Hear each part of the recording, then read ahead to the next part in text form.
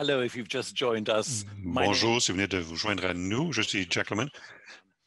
Bonjour, je m'appelle Jack Lehman. Je suis le PDG du Royal British Columbia Museum. J'ai aussi le privilège de présider le conseil d'administration de l'AMC.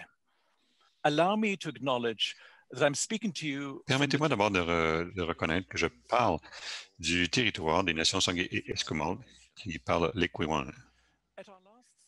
À notre dernière conférence de l'AMC, qui s'est produite virtuellement au mois d'avril, on essayait encore de se réunir en présentiel à ce moment-là, j'ai souligné les objectifs qui, selon moi, doivent faire avancer la communauté muséale. Plus de solidarité, plus de connexion et plus de responsabilité sociale.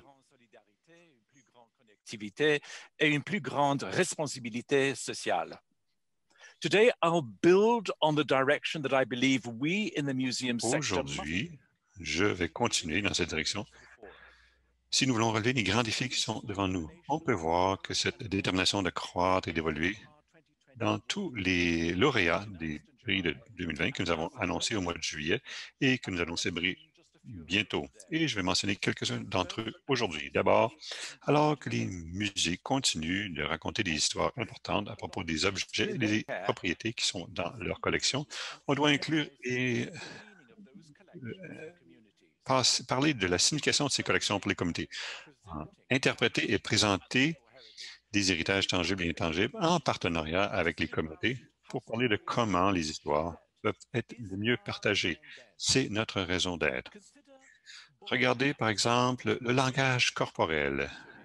Redynamiser le tatou culturel dans le Nord-Ouest par la galerie Bill Reed de Northwest Coast Art, qui a gagné le prix de l'AMC pour les expositions dans le secteur des héritages culturels. Dès le départ, cette exposition dynamique incluait des artistes et des conservateurs qui étaient à l'avant du tatouage autochtone en Colombie-Britannique. Ces comités racontent leurs propres histoires, l'inclusion et la route directe pour mieux comprendre les collections, les objets des musées et de partager ces révélations avec le public. Ça peut bâtir des ponts entre les communautés.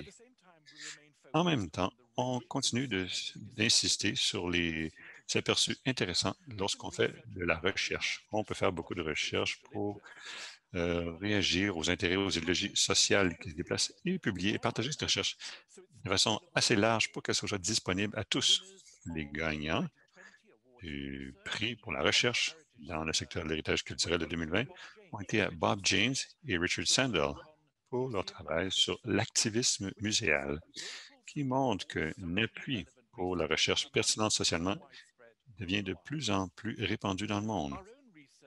Notre propre voie de la recherche est mondiale aussi, et elle va au-delà de nos frontières. Les musées doivent se souvenir de l'importance d'être entendus sur la strate internationale, mais aussi d'être une voix plus importante dans la diplomatie culturelle. Nathalie Bondil a gagné cette année le prix d'ICOM pour son travail à l'intérieur et au-delà du Canada et de générer l'appui pour l'initiative collaborative pour des organismes comme l'OCDE, l'Organisation de coopération et développement économique. Seule notre imagination limite la portée d'initiatives qui peuvent amener les idées et la recherche canadienne à tout le monde, même alors que ces initiatives s'assurent que, ici au Canada, nous maintenons une bonne compréhension de tout le paysage dans lequel nous fonctionnons. On peut se voir nous-mêmes dans la façon dont nous voyons le reste du monde.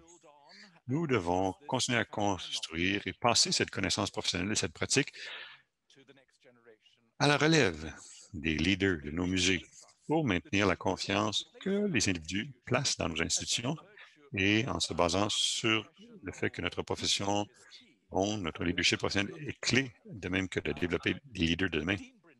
Dean Brinton, vice-président du CA du Musée canadien d'histoire et le Musée canadien de la guerre, est le lauréat de cette année du prix de leadership muséal de Barbara A. Tyler. Et il a choisi Jason Hines du The Rooms à Terre-Neuve comme étant son protégé. C'est à nous de partager nos habiletés de leadership avec les jeunes professionnels des musées tout le temps dès que c'est possible. Un autre aspect admirable dans le secteur, c'est le rôle des bénévoles, sans qui nous ne pourrions pas fonctionner. Nous sommes pleins de gratitude envers les bénévoles de l'Association canadienne d'histoire ferroviaire, Expo Rail, le musée ferroviaire canadien, qui ont gagné le prix des bénévoles de musée que l'AMC offre en partenariat avec l'Association canadienne des amis des musées. Expo Rail a tant de bénévoles que c'était un défi de tous les faire rentrer dans une seule photo pour notre supplément. C'est un autre exemple comment les musées sont importants pour les Canadiens, jusqu'à quel point ils sont prêts à investir dans les musées avec leur propre temps. Nous devons reconnaître et encourager des efforts aussi généreux, autant en tant qu'expertise et de main-d'œuvre, mais aussi comme en tant que canal de communication pour rejoindre la communauté en entier. Les exemples que j'ai cités aujourd'hui nous aident à comprendre comment les musées et les mondes autour d'eux qu'ils aident à éliminer sont en train de changer. Nos prix annuels aident à appuyer et encourager les gens qui travaillent pour nous. Et même alors que ces prix montrent bien notre meilleur travail, ils doivent quand même respecter les changements exposés pour demeurer pertinents et accessibles. Honorer les anciennes réussites nous aide à avancer dans l'avenir. On peut voir ceci clairement dans la détermination pour croître et évoluer dans les gagnants de nos prix de 2020. Cela étant dit, nous avons fait certains changements dans le programme pour 2021 et à l'avenir, des changements qui montrent bien les réalités emballantes du travail muséal d'aujourd'hui. Alors, le prix sur l'impact social reconnaît la contribution de musées pour militer pour l'avancement d'une cause sociale importante, telle la réconciliation, le développement durable, l'action climatique, les meilleures normes pour le vivre ensemble, l'inclusivité, le bien-être, et ainsi de suite.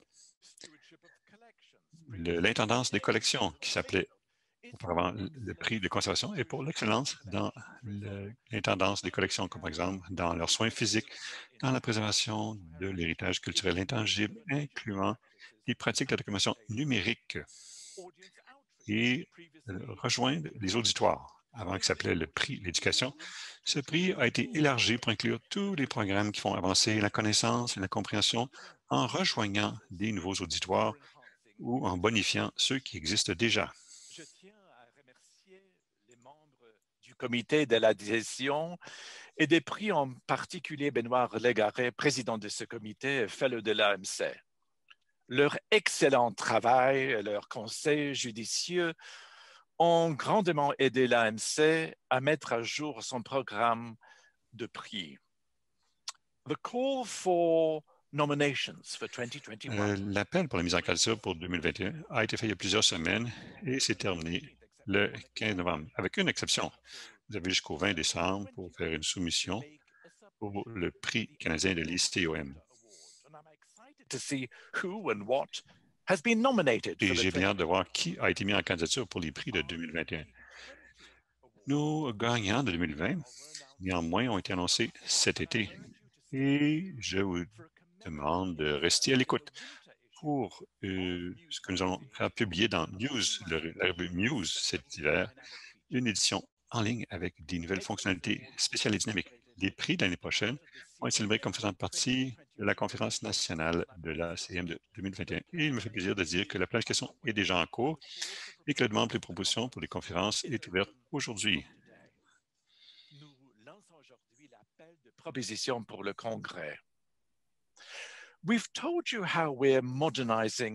On vous a dit comment on modernisait nos conférences pour nous assurer que ça devienne pertinent.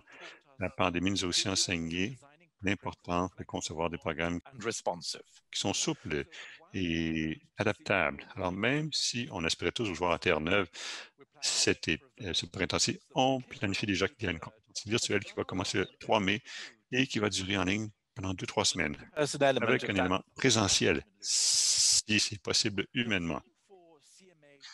Le thème pour l'AMC 2021, c'est aller vers l'avenir, qui parle de la solidarité, d'être connecté et la responsabilité sociale qui vont aider à bâtir un avenir pour le secteur muséal.